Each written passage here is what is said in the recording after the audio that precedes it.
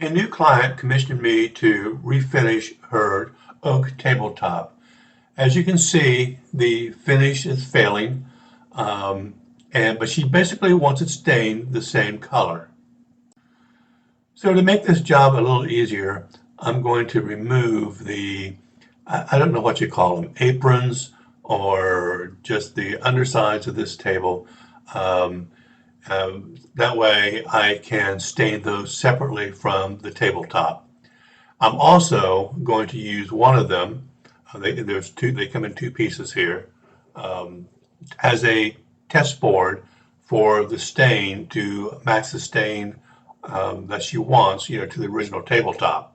Even though the finish is failing on the tabletop, I can still see what color the stain is. So we're going to get these off, and then we're going to start working on one of these and match the stain. Even though I'm not going to stain the bottom of the tabletop, I am going to try to clean it up for the client a little bit. I mean, it's kind of crusty, it's got it's just old, and so there's all kinds of stuff underneath here, and try to get some of this off. And there's the stain when they put it on, it kind of globbed up against these aprons, which said that they, sprayed it or however they did it with those aprons on. So, it's not any really big deal, but I figured I would clean it up for it a little bit since I've got the tabletop turned upside down anyway. So this is the band I'm going to use for my test board, so to speak. And the first thing I need to do is get the finish off. I'm going to first try acetone. It's going to be kind of awkward because it's curved, obviously, but I'm going to try to lay paper towels on here and wet them as I go, and see if I can't get these to stay on here, and so that I can get the acetone to do its magic. I'm also going to wrap it in plastic and let it sit for a while, so that because it's out here in the sun, I don't want it to evaporate sooner than it works. So I've removed the paper towels and the plastic, and I guess I just shouldn't have done this in the sun. Even with the plastic on, it evaporated, the acetone evaporated quicker than it had a chance to do more of a job. It took some of the finish off, but I'm going to go back over it now with a double-aught piece of steel wool and acetone, and pull as much of this finish off as I can. And then after that, I'm going to sand it. Now that I've got most of the finish off, I'm going to go back and sand this with a 220 pad. I'm using a pad instead of a sheet, because the pad is not quite as abrasive, it doesn't cut as much as a sheet, and this is veneer, and the last thing I want to do is go through this. So, and I'm also running my Surfprep on a lower speed, so it's still it's still abrasive, but it doesn't, take as much off as if I was running at full speed. So that also helps me to not sand through this veneer. Now that I have the old finish removed, I'm going to wipe this down with a damp microfiber cloth, and I'm going to let it dry for about 4 to 5 minutes, and then I'm going to lightly sand with 220. So the purpose of this step is really called grain control. The water will raise the grain slightly, and then the sanding will basically knock off any little microfiber hairs or things that stand up because of the water. The water opens up the pores, and then the sanding basically sands that down to a smooth surface, and it helps to open up the pores so it can accept the stain more evenly, so that later on you won't have a fuzzy surface, so to speak. And then the stain will also absorb more evenly. So that's the whole purpose of this. It takes a while, but I think it's well worth it in the end. So the last step before staining is to seal it. And this actually is what I'm going to be doing is sealing and providing a kind of like a preconditioner so that the stain will absorb evenly when I do start staining. What I'm using is dewaxed shellac, a 1-to-1 mixture of shellac and denatured alcohol, and I'm just going to apply this with a foam brush. That way I don't have to clean anything at the end. And I'm just kind of applying a thin layer over here on this. This is going to take a few minutes to dry, maybe about a half hour, or so.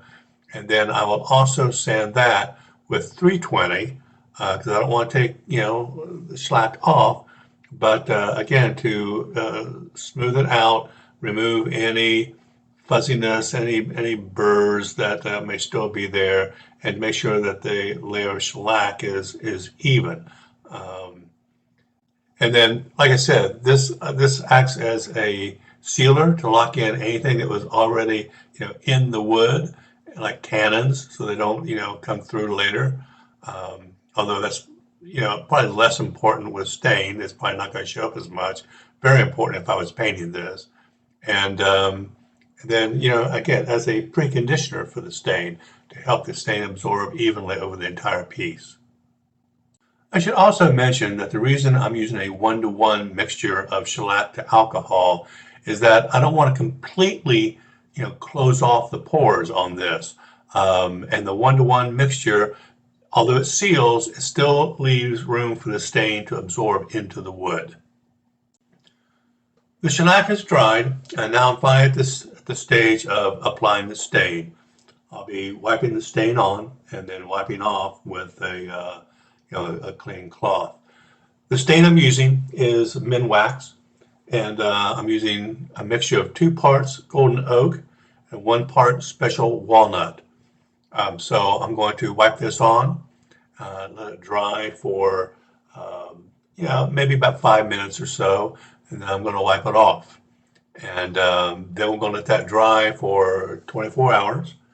And then we're going to see how well it matches the other apron that I've not done anything to. So here are the 2 aprons that one is been refinished and the other one hasn't. Pretty close. Now that I've done my test stain on one of the bands, I'm now directing my attention to the tabletop. I've already covered this with acetone and paper towels and plastic wrap. Acetone did not work so well on the tabletop. So I'm going to go back in with my carbide scraper and scrape this all off as best I can. And then after I get that done, I will go back and with a probably a 180 or maybe 220 sanding sheet on my Surfprep and sand the rest of it off. This is not veneer, this is solid wood. The reason I can tell it's solid wood is that grain that you see on the top. If you look at the edge of the table, that grain continues. If that had been a veneer band, that will look different on the sides of the tables. So I'm pretty safe at sanding this. And so get this sanded down, and then we're going to go through the same process I went through with the bands. So now that I have the table all sanded down, I'm going to follow the same steps that I did with the band. I'm not going to show all these steps, but I'm now wiping it down just with water like we did with the band. Once that dries, I'm going to sand it. And then once that's done, I will put on the 1-to-1 mixture of shellac, let that dry, and then I will be staining the table. I did not show me applying the stain, but I will show you what it looks like in the final outcome. So here's the tabletop stained. Now before I put poly on, I'm going to do one more step, and that's to apply a toner layer to this table. That really is to give it a little bit of warmth. And so I'm going to mix some toner, and we're going to spray that on. So now I'm going to mix my toner. I am starting with, I'm going to mix a half a quart of toner, which is a little bit more than I need, but I'll store it and maybe use it for something else later. So I'm going to start with 14 ounces of Armor Seal, as General Finishes Armor Seal satin polyurethane. To that, I'm going to add 2 ounces of mineral spirits. The mineral spirits is basically to thin it a little bit because I'm going to be spraying. Then I'm going to add 1.5 teaspoons of Golden Oak. This is a Minwax penetrating stain. And a 1/2 teaspoon of Special Walnut. Once I get that all in there, I'm going to stir it up. And I'm going to let it sit for about 5 minutes and stir it again. And then we will be ready to spray the toner. So now I'm going to spray the toner. I don't like spraying oil, but it is turned out to be really convenient. And so I just make sure that I have 2 canisters. One I use for oil and one I use for, water-based. And that way I can, make sure I don't mix and match the 2 canisters. But I just need to get it cleaned with mineral spirits, after I'm done. And so far it's worked out pretty good. So I'm only going to apply 1 coat of toner. I didn't make that decision until after the first coat of toner was dry and it looked what I wanted it to look like, because I didn't want it too brown. It just gave it a little bit of warmth, which is what I was hoping for. And then once this dries, overnight, well, about 24 hours actually, and then I'm going to apply the top coat, which is the Armor All Armor R Seal satin from General Finishes. So I'm finally heading into the home stretch. I am spraying the first of 3 coats of the Armor R Seal satin finish, and I need to let this dry for about 6 to 8 hours between coats, and then we will be done. I just need to flip it over, put the aprons back on the bottom, and then deliver to the client. So here's the table back in the client's home. We've already put it on the base and it matches perfectly, and she is thrilled with how it looks. And I am too. This was kind of a fun project. I mean, the finish was failing, and to be able to put it back to its original condition was a lot of fun, and I really enjoyed it. So thank you for watching this video. If you have not already subscribed, please do. I would appreciate it. And I hope you found something in here useful, helpful on some project that you want to do. And thanks again for watching. And this project was part of the Next Season Custom Studio, where I do commissioned work for clients. So thanks again, and I will see you all on the next video from the next season.